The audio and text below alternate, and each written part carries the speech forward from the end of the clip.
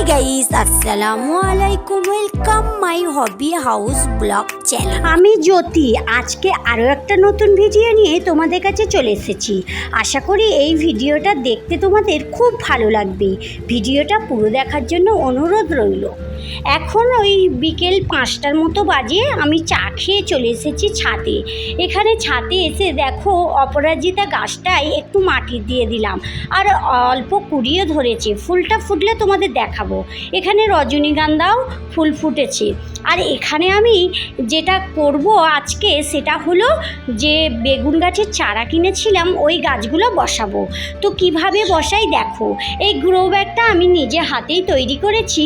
যে চাল আনে আমাদের, চালের বস্তা ছিল, ওই বস্তা দিয়ে প্রথমে আমি নিচে একটু কার্টুন দিয়ে দিলাম। কার্টুন বলতে ওই পিচবোর্ড বা কার্টুন যেগুলো থাকে ওগুলোকে ছিঁড়ে ছিঁড়ে নিচে দিয়ে দিলাম। তার উপরে অল্প একটু মাটি দিয়ে দিলাম। তার উপরে এখানে আমি যে রোজকার যে রান্না করি তার যে বাচনা মানে সবজিগুলো, সবজির খোসা ছিল ওগুলোকে দিয়ে দিলাম। ওই আলুর খোসা, রসুন, পেঁয়াজ আরও বাকি যেসব সবজি ছিল ওগুলো আমি রেখে দিই। ওগুলো এই গাছের গোড়ায় দিই বা মাটি করার জন্য রেখে দিই। তারপরে এখানে আবারও তার উপরে একটু মাটি দিয়ে দিলাম।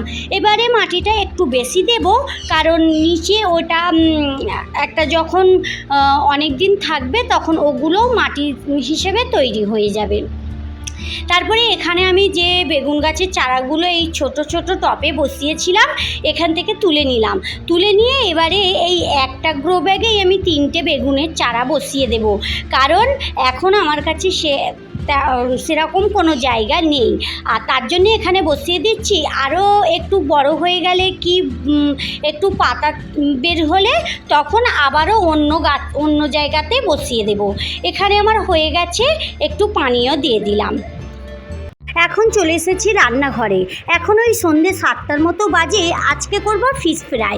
এখানে যে ছোট মাছগুলো রেখে দিয়েছিলাম ওগুলো দিয়েই করব। আর ওতে কিছু মশলাও মাখিয়ে নিচ্ছি। প্রথমে দিয়ে দিলাম লঙ্কার গুঁড়ো, হলুদ গুঁড়ো, জিরে গুঁড়ো, ধনে গুঁড়ো, আর স্বাদ মতো দিয়ে দিলাম নুন। দিয়ে খুব ভালো করে সবগুলোকে একসাথে মিক্স করে নেব।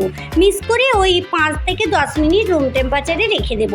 তারপরে এর উপরে আমি দিয়ে দিলাম একটু কর্নফ্লাওয়ার আর একটু চালের গুঁড়ি দিয়ে আবারও খুব ভালো করে কোট করে নেব। এগুলোতে একটা একটা করে করা যাবে না, তার জন্য একসাথেই কোট করে নিচ্ছি।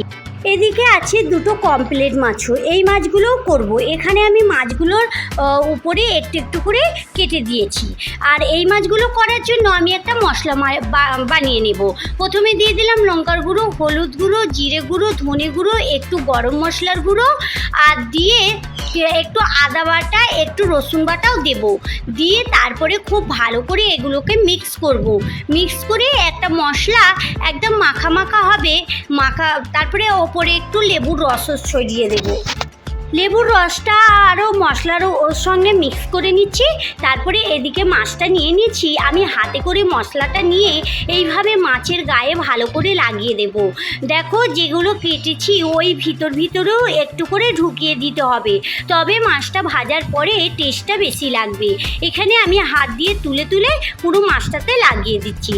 যারা এই মুহূর্তে আমার ভিডিওটা দেখা শুরু করেছো কিন্তু একটা লাইক দিতে ভুলে গিয়েছো, প্লিজ একটা লাইক দিয়ে দাও। আর যারা আজকে আমার চ্যানেলে প্রথম, যদি আমার ভিডিওর কোথাও তোমাদের একটু ভালো লেগে থাকে তাহলে আমার চ্যানেলটা সাবস্ক্রাইব করে সঙ্গে থাকতে পারো। আর যারা এই কাজটা করে রেখেছো তাদেরকে অসংখ্য ধন্যবাদ। মাছটা মশলা মাখিয়ে কিছুক্ষণ রুম টেম্পারেচারে রাখার পর আবারও এখানে আমি একটু চালের গুঁড়া আর একটু কর্নফ্লাওয়ার নিয়ে নিচ্ছি। আর ওইতে এই মাছটা আমি কোট করে নিলাম, কোট করে রেখে দিলাম। তারপরে এদিকে আমি চুলাতে কড়া বসিয়ে কড়াতে একটু বেশি পরিমাণ তেল দিয়ে দিচ্ছি, কারণ এটা বেশি তেলেই ভাজতে হবে, অল্প তেলে ভাজলে হবে না। আর দেখো এই মাছগুলো ছোট ছোট মাছ, এগুলো কিন্তু হালকা করে দিয়ে হালকাভাবেই নাড়তে হবে। বেশি জোরে জোরে নাড়লে কিন্তু ভেঙে যাবে আর খেতে ভালো লাগবে না। আমার এখানে ভাজা হয়ে গেছে, আমি এবারে এগুলোকে তুলে নিচ্ছি। বন্ধুরা, এই রেসিপিগুলো কিন্তু আমরা সাধারণত বাড়িতে খুব একটা করি না, খুব অল্প মানুষই আছে যারা করে। আর এগুলো রেস্টুরেন্টেই পাওয়া যায়। আর যদি বাড়িতে করে খাওয়া হয় কিন্তু এর টেস্ট কিন্তু দুর্দান্ত হবে। তোমরা চাইলে যদি একবার হলেও বাড়িতে তৈরি করে দেখতে পারো। এখানে আমি একে একে সব মাছগুলোকে ভেজে নেব। এই যে কমপ্লিট মাছটা মেখে রেখে দিয়েছিলাম ওটাকেও আমি হালকা করে দিয়ে আর এপিস ওপিস করে হালকাভাবে ভেজে নিচ্ছি। এখানে আমার এই মাছটাও ভাজা হয়ে গেছে, এবারে এই মাছগুলোকেও তুলে নেব। চলো, ছেলে মেয়ে ওখানে ব্যস্ত হয়ে পড়েছে, তাড়াতাড়ি ওদেরকে খাবারটা এবারে দিয়েও দেব। এখানে আমার সব মাছগুলো ভাজা হয়ে গেছে। এবারে মাছগুলোর টেস্ট আরও বাড়ানোর জন্য এই মাছের উপরে আমি একটু ওই টমেটো সস মাখিয়ে দেব।